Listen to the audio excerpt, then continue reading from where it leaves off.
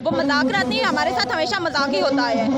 कभी 2 हफ्ते का टाइम देते, कभी 1 माह का टाइम देते, कभी 3 माह का टाइम देते। कि जिन्होंने ये दावा किया था कि हम इस मुल्क के अंदर इंसाफ और मसावात का बोलबाला करेंगे, आज वही लोग इंसाफ और मसावात की धज्जियां उड़ा रहे हैं। ये खुद धरने की पैदावार है, हमने खुद इनके लिए धरना दिया था। तो हम इतने भी शरीफ नहीं हैं, हम इंशाअल्लाह कोई भी स्टेप ले सकते हैं। मैं अपने घर में अपना एक बेटा छोटा छोड़ के आई हूँ।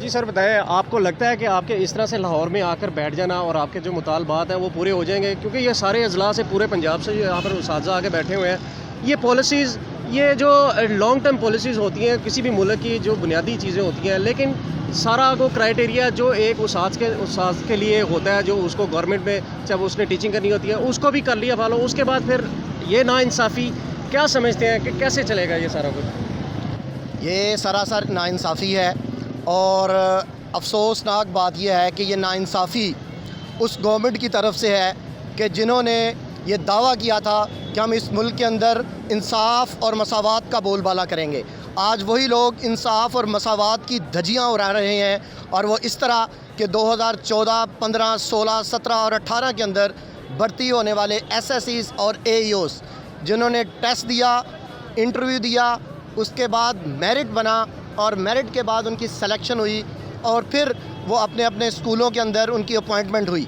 ये वो लोग थे जो कहीं ना कहीं प्राइवेट तरीके से अपनी जॉब कर रहे थे, शायद वो उस वक्त उससे भी कहीं ज़्यादा कमा रहे थे, लेकिन गवर्नमेंट की नौकरी होने की वजह से उन्होंने अपनी प्राइवेट नौकरियों को छोड़ा और गवर्नमेंट की सर्विस को ज्वाइन किया। उस पॉलिसी के अंदर ये कहीं नहीं लिखा था कि जब आपको परमानेंट किया जाएगा आपको दोबारा फिर इम्तिहान और इंटरव्यू से गुजारा जाएगा। इसलिए कि पहले कभी तारीख़ में इस तरह से नहीं हुआ कि एक आपने किसी एम्प्लाई को अपॉइंट किया, उसके बाद अपॉइंटमेंट होने के बाद 3, 4, 5 साल गुजरने के बाद फिर आपने उसको दोबारा से जो है क्या समझते हैं? फ़र्ज़ करें अगर आपसे टेस्ट ही लेना चाह रहे हैं, तो अगर आपको टेस्ट देने के अगर आप फिर वो आपको कर देते हैं जो, तो फिर इसमें क्या इशू है? क्या देखें, इशू जो आपने सवाल किया तो उसका टू दी पॉइंट जवाब कि इसका काउंटर क्वेश्चन मैं करूँगा कि क्या इनको अगर कहा जाए मेरे सामने मौजूद जो वज़ीर आला हैं कि वो आएँ और एक इम्तिहान दें, दोबारा चलें, दोबारा इम्तिहान नहीं, दोबारा इलेक्शन लड़ें और फिर उसके बाद इस सीट के ऊपर आएँ, तो क्या ये इस पर रजामंद होते हैं? मैं ये अर्ज़ करना चाहता हूँ, पाकिस्तान ने भी जो एतमाद का वोट लिया, अगर आप दोबारा कर दें, तो मैं एक ये बात करना चाह रहा हूँ। मेरे क्वेश्चन करने का मकसद ये है कि जो आपका पॉइंट ऑफ व्यू है वो आम आवाम को भी समझ आए ताकि आपको फेवर मिल सके। भाई सिंपल सी बात ये है, मुझे ये बताया जाए कि NTS के थ्रू कितने डिपार्टमेंट हैं जिनमें इन्होंने भर्ती की है 17वें स्केल के अंदर। LDA के अंदर इन्होंने भर्ती नहीं की है। LDA के डायरेक्टर 17वें स्केल के अंदर भर्ती की है, NTS की बेस पे किए हैं। उनको कौन सा इम्तिहान दोबारा PPSC का देना पड़ा है? ये मैं कहता हूँ कि ये गैर मसावात है, ये नाइंसाफ़ी है। हम सिर्फ इंसाफ की तवक्को करना चाहते हैं। समझते क्या है कि ज़्यादती कहाँ से हो रही है? कौन है इसके पीछे? ज़्यादती ये हो रही है कि वो लोग जिनको एक दफ़ा टेस्ट और इंटरव्यू देने के बाद अपॉइंट किया है, दोबारा बार बार उनसे टेस्ट क्यों लिया जा रहा है? सबसे बड़ी बात यह है, अगर इन्होंने दोबारा टेस्ट और इंटरव्यू लेना था तो ये उसी वक्त बता देते। मैं ये पूछना चाह रहा हूँ, आप जो सारे मामला के पीछे क्या समझते हैं कि कौन है, क्या हक़ाइक़ है इसके पीछे? कोई हक़ाइक़ नहीं है। मैं सिर्फ ये समझता हूँ ये बड़ा आसान और बड़ा सादा सा मसला है। वज़ीर आला ने समरी पास करनी है अमेंडमेंट की और ये समरी पास हो जानी है, लेकिन इस वक्त हमारे मोहतरम मुराद राज साहब ने अना का मसला बनाया हुआ है। हम उनसे गुजारिश करते हैं कि इस अना से निकलें। आप हमारे बड़े हैं, हम ये समझते आपसे रिक्वेस्ट करते हैं कि इस अना से निकलें। आपने एक दफ़ा नहीं कई दफ़ा कहा हुआ है कि आपका मुतालबा जेन्युइन है, मैं आपका मुतालबा जो है वो पूरा करके रहूँगा, तो आप अपने इस मुतालबे से क्यों जा रहे हैं? आप क्यों हमें मजबूर करते हैं कि हमें कहना पड़े कि आप यू टर्न ले रहे हैं? मुतालबात आसानी से ये मान लेंगे, ये खुद धरने की पैदावार है, हमने खुद इनके लिए धरना दिया था। तो 126 दिन हम इनके लिए बैठे थे, तो अपने लिए तो हम 127 दिन भी बैठ सकते हैं। मुतालबात ये मानेंगे, क्यों नहीं मानेंगे? तो मसला आप क्या समझते हैं? इसके पीछे कौन लोग हैं जो आपको नहीं परमानेंट कर रहे हैं, या आपको दोबारा टेस्ट के लिए कह रहे हैं? क्या वजह है? देखिए, क्या आप लोग पहले टेस्ट में सही तरह पास नहीं कर सके थे, या क्या वजह है? हम बाकायदे तौर पर मेरिट के तहत भर्ती हुए थे। जो हमारे ऑनरेबल मिनिस्टर है ना, वो इसको पर्सनल ले रहे हैं। वो एक पॉलिटिशियन आदमी है, और जो पॉलिटिशियन होते हैं उनको कभी कभी बैक फुट पे भी आना चाहिए, लेकिन वो इसको पर्सनल ले रहे हैं। ये हम बाकायदे तौर पर टेस्ट पास करके मेरिट के तहत भर्ती हुए थे, और आप रेगुलर करने के लिए कह रहे हैं कि दोबारा से टेस्ट और इंटरव्यू दें, तो एक जॉब के लिए दो टेस्ट और दो इंटरव्यू नहीं होते। इस वजह से हम यहाँ पे सर जितने प्लेटफॉर्म्स हमारे पास अप्रोचेबल थे, हम निगोशिएशंस के थ्रू जो हैं वो डिफरेंट जगहों पे जा चुके हैं, डिफरेंट लोगों से हमारी मुज़ाकरात भी हो चुके हैं, लेकिन एट द एंड जो है वो मुज़ाकरात नहीं, हमारे साथ हमेशा मजाक ही होता है। कभी 2 हफ्ते का टाइम दे दें, कभी 1 माह का टाइम दे दें, कभी 3 माह का टाइम दे दें, और उसके बाद एंड पे फिर जो है वो फिर यही होता है कि बात फिर हमारी जो है वो बिल्कुल ज़ीरो लेवल पे खड़ी होती है। तो इस वजह से फाइनली मजबूर होकर इससे पहले हम लोग गए थे, जब 19 दिसंबर को हमारा धरना हुआ था बनीकाला में। वहाँ पे आपको पता है बहुत स्ट्रिक्ट हालात हमने देखे, शेलिंग भी हुई, हमारे ऊपर लाठीचार्ज भी किया गया। वहाँ पे हमारे जो मुज़ाकरात हुए उसके बाद ये हुआ कि 2 मंथ्स का टाइम दें, और 2 मंथ में राजा बशारत साहब जो हैं लॉ मिनिस्टर हमारे, वो हमारे मसले को सॉर्ट आउट करवा देंगे।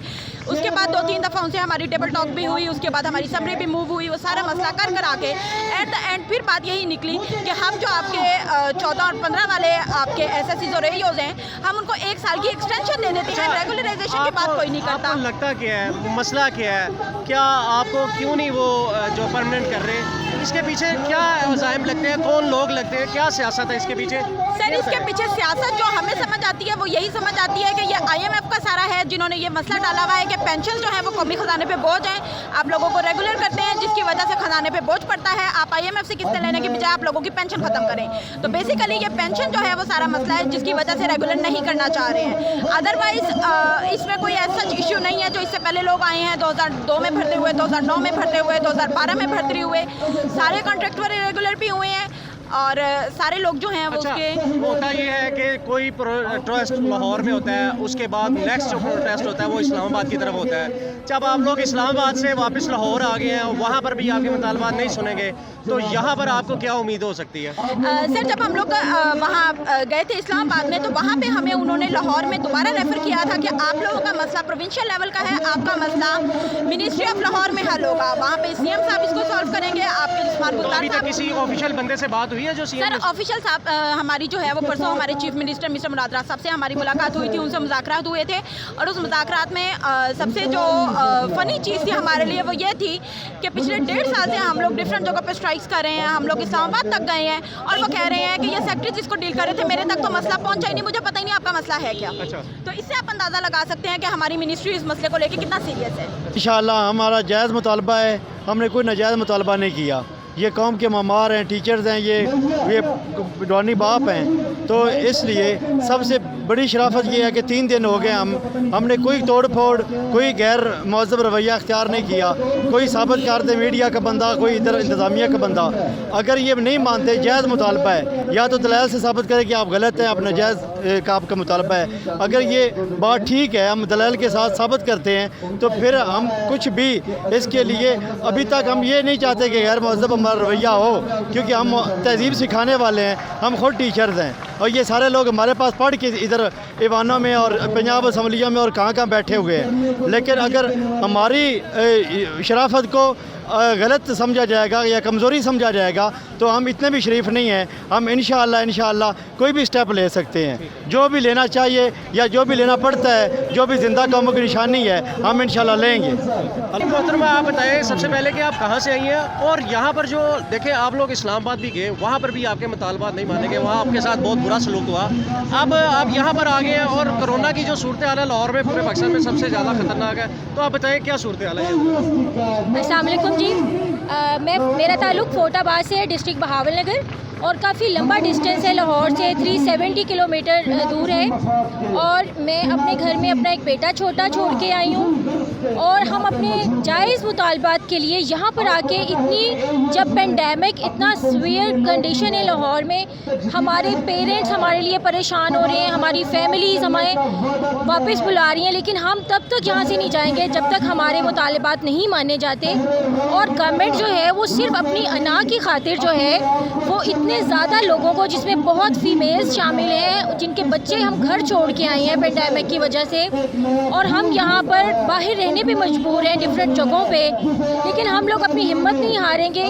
और आप यकीन करें कि मेरा बच्चा रोज़ फ़ोन पे मुझे बुलाता भी है और वो दुआ भी करता है। ही इज़ 4 years old, और वो दुआ कर रहे हैं, और ये हमारी हुकूमत को इस बात का कोई ख्याल नहीं है कि हमारी फैमिलीज़ मुंसलिक हैं हमारी इस जॉब के साथ।